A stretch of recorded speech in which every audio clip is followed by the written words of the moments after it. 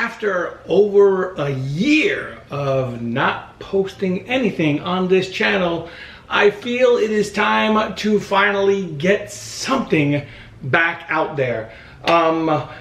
GenCon just happened, and I figured what better way to finally get back into making videos and to post my GenCon 2019 haul. It wasn't as big as previous GenCons, but it was something.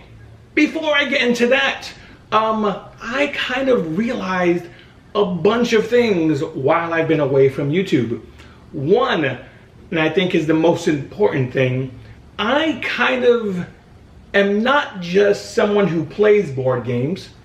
I realized I'm someone who collects board games. And that's kind of a problem. Why?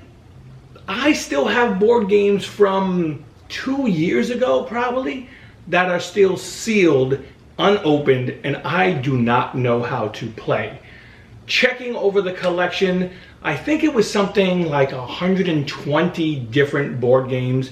Some of them are very similar in theme, but still 120 big boxes, small boxes, turns out to be too many boxes. So I think it's time to scale back on some of these games. Once again, way too many. And a lot of them are kind of repeating themes. It's nice, I enjoy dungeon crawl games, don't get me wrong. But do I need 8 different themed dungeon crawl games? Probably not. So it is time to start culling this collection sooner rather than later. And that's not a bad thing. I can get rid of things, trade things, give some away on this channel, and sell things. And when I dwindle it down to games that I really like and love, it's okay that a year from now, after playing the game 10, 20, whatever amount of times, to say to myself, I got my money's worth out of that game. I can still trade, give away, or sell the game. I don't need to hoard onto them forever. And I think having a smaller collection is going to actually get me to play the games and not have the anxiety build up of when am I going to play this unopened game? When am I going to learn how to play it? That is the thought right now. I'm working on putting a list together of games that I'm going to be getting rid of and dwindling down the collection and really keeping the ones that I want to play as frequently as I can. That is one major thing that I've just been dealing with. The other was, how do I come back? How do I post a video? Once again, it's been over a year. There was a huge life-changing event that took place for me, and it was hard to start over. This channel started with daily vlogging, and that was difficult.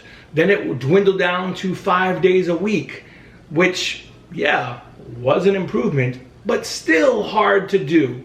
I decided I don't need to do daily. I don't need to do 5 days a week. I can do once a week, every other week, whatever it is, but really just put down things that I want to talk about and not just be content to put out just for content's sake. That's really stressful. I do want to give a special shout out and thank you to Dawn and Ryan at Roll for Initiative. They are fantastic people. Their website I will link down below. You should definitely check them out. I saw them recently at GenCon and I talked to them about this whole process and they were like, just stop. Just put a video up. Just do something. Stop with the overthinking and overanalyzing. So guys, thank you so much. I really appreciate the support that you got. And with that being said, I guess I'm back. Don't know how often I'm going to be posting, but I will be posting. Okay, that was about 5 minutes of what's been going on and what's been happening in my head. Let's get to what took place at GenCon. There were a bunch of things. The first thing that I picked up at GenCon was this hoodie. I'm kind of a sucker. I pick up a hoodie, I think, at every con, whether it be a GenCon or a PAX Unplugged. So this just has a little rainbow dye. There is nothing on the back or on the sleeve. Well, I think there is a GenCon logo. Don't really care much for that. But what really sold me on this, believe it or not, was the colorful inside of the hood.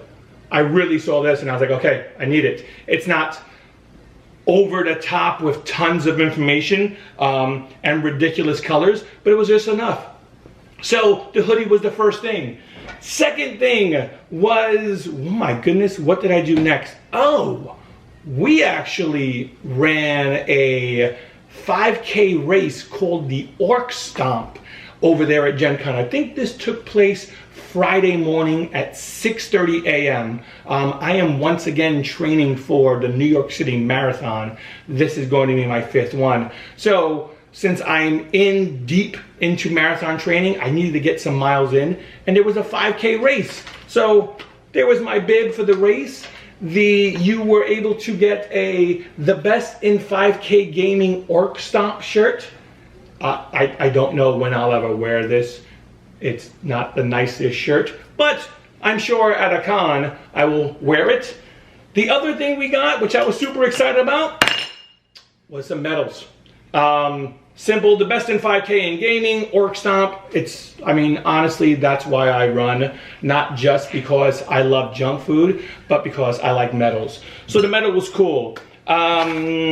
We did a true dungeon, which was really cool. And I think this was called Infernal Redoubt. True dungeon, for those of you who don't know, it's an escape room with a D&D theme. So what you get in True Dungeon is you get a character sheet and you get these chips, kind of like poker chips. And on them, there are different things. This says Potion, Thor's Retort. If you drink this drink this to produce a burp that deals 4 points of sonic damage to all monsters. So there's different potions, there's different weapons, there's different armor, but the armor and weapons are specific to a class. So you gotta figure out what class you're gonna pick. And then depending if you're a magic user or a melee or ranged fighter, the magic users have to remember things. So there'll be, for instance, I think our, who was it? The mage has to remember different symbols. So they'll show a symbol and you'll have to remember the word to that symbol. Just different things like that. If you are a bard, there's some other thing you remember. If you are a dexterity fighter, dexterity character, be it range or some kind of fighter, there are pucks that you slide, kind of like the shuffleboard or the ones that you'll find in a bar. So you have to slide that onto a silhouette of the monster you're fighting, and hit points will show up. And that determines if you've done any damage or eventually killed a monster. And with that, it still has escape room elements, solving a puzzle to move on to the next room. So this one, we fought a mind flayer. We did survive, but the big monster at the end got away. We won, but it was unfortunate. We didn't actually complete everything. With that, we fought in a TPK, and this one was to kill Xanathar. Got really far into it. We actually made it to Xanathar. I was a barbarian and was just up and running and just smashing everything I possibly could.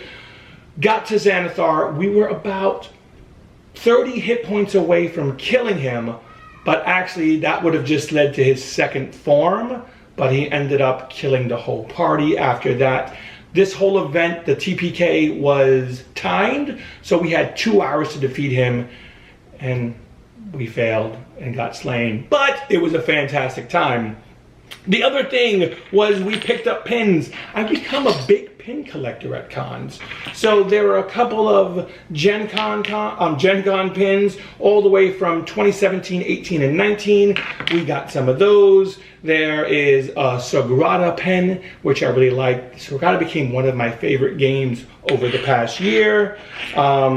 There was, I don't know what this eagle's from, but we saw it and liked it. And there was a Skitter from Starfinder. Really liked it. Red's kind of my favorite color, so we had to get the red Skitter. Dice were picked up while we were there. These dice are really pretty. This is from Level Up Dice. If you've ever seen them, you know already the quality and what they have to offer are beautiful. I don't remember what stone this is, but it has that pinkish hue to it. And now the numbering and everything on there is gold. It's really, really pretty. So picked up some Level Up Dice. When it comes to board games, we got a couple. But before we jump into board games, we got card sleeves from Dragon Shield. Here we have clear purple matte, emerald matte, what else? Petrol matte, ruby matte also, and magenta matte. So not really a big Magic player. We have some Magic decks, but it's too expensive. And I feel like Magic's been going on for so long now that it's pretty much pay to win. I mean, it's probably always been pay to win, but it's just out of control right now. And there is just no way to really have a good time besides with friends to do well. Sure, there are sealed deck tournaments, but again, I don't know all these cards and how they synergize together. So Magic hasn't been our thing. What we have been a huge fan of is Keyforge. I love Keyforge. It is a great, great game. You buy one deck, that's it. You're not mixing and matching. Obviously, you can end up buying more because the combinations are almost endless. Before we got these cases, I kind of 3D printed these little cases out, which are nice. The slide comes off in the front, and when you close it, it has a symbol, and it shows the 3 houses. Well, we found these amazing cases, and what I like about them is they hold multiple cards inside, well, multiple decks. Opens up. Here inside, you can hold 1, 2, 3 different decks. We are kind of upgrading our components, so instead of the little cardboard ones, we got some crystals, and in the back, there's a drawer that slides out. And here, you can add more components. So we have stun tokens in here. We have some power tokens there. This is really cool. This is the chain marker. So this doesn't come with the game. It was another thing that they sold at GenCon. So you can track your chains on it. When it comes to forging keys, once again, the Carbo ones didn't like that much. So we upgraded to these keys. I think we found these on Etsy. They are fantastic. When it comes to damage tokens, we have some of the cardboard ones, but once again, some of these hard plastic ones, which we also found on Etsy. So Keyforge is definitely my card game of choice, which is why we have all these different card sleeves. Just trying to color coordinate with different decks will have a different color. We have, moving on from there, the expansion of Sagrada.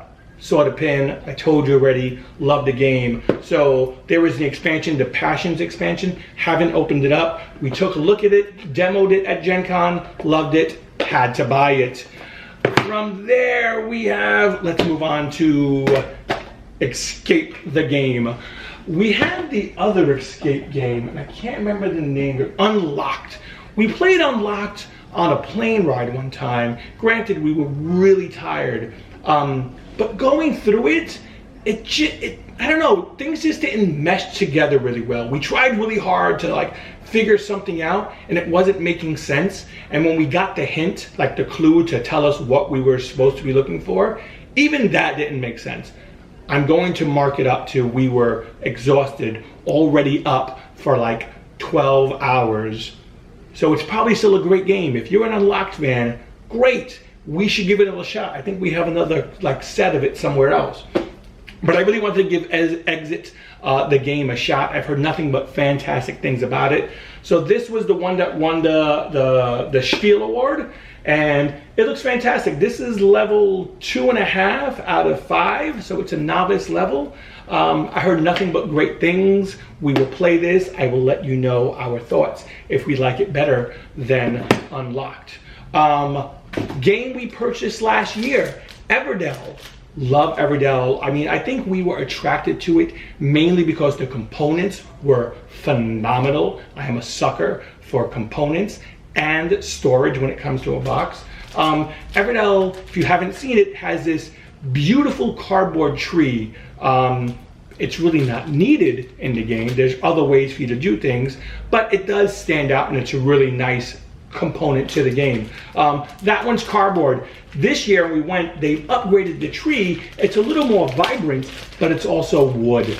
So we figured if we love that game, why not upgrade the tree from a cardboard one to a wood one, and it fits just as well in the box. So Everdell, tree upgrade, wood, definitely had to get that one. Watergate. A lot of people were talking about this game this year at GenCon. I was kind of researching what I was interested in, and this game kept coming up in everyone's list. Took a look at it, briefly saw it. It's not a pretty looking game. I mean, we have a lot of nice looking games. This doesn't look amazing. It's not a pretty looking board. It has some push pins and looks like red yarn going all over the board. And even the cards, nice quality, but it has a dated look to it. We decided to not think about how the game looked and to actually sit down and play it. Loved it. It's a quick, what does it say, 30 to 60 minute game. I don't know if it'll last the 60 minutes, because this is one of those games where you sit down and once you were shown the 3 to 4 little things about it, everything just clicks. You're not really stuck with overwhelming analysis paralysis. Everything just works. So we played it, loved it, and figured, all right, everyone was right to have it on the list. It's a fantastic game. Definitely check out Watergate if you haven't seen it yet. A lot of people were comparing it to Twilight Struggle. Yeah, you have that push and pull type of thing. We do have Twilight Struggle. Sad to say, I think I might get rid of it. It's a long game, I enjoyed it, but this just scratches the itch in a portion of the time. The other thing that was on so many people's list was Edge of Darkness. Never heard of it before GenCon. Had no clue what Edge of Darkness was. Sat down on Thursday, I think they were doing demos all over the place for Edge of Darkness. So we said, okay, it's a big board, it takes up a lot of space. Do we really want to check it out? The big thing about Edge of Darkness, if you're gonna see here, because I still have the plastic on, is it has this dice tower somewhere over there. And you get cubes, you throw cubes in there, and it determines if that monster is going to attack you or the other players in the game.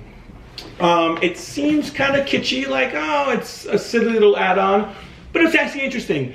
These are, I think, the same people that make, why am I forgetting games right now?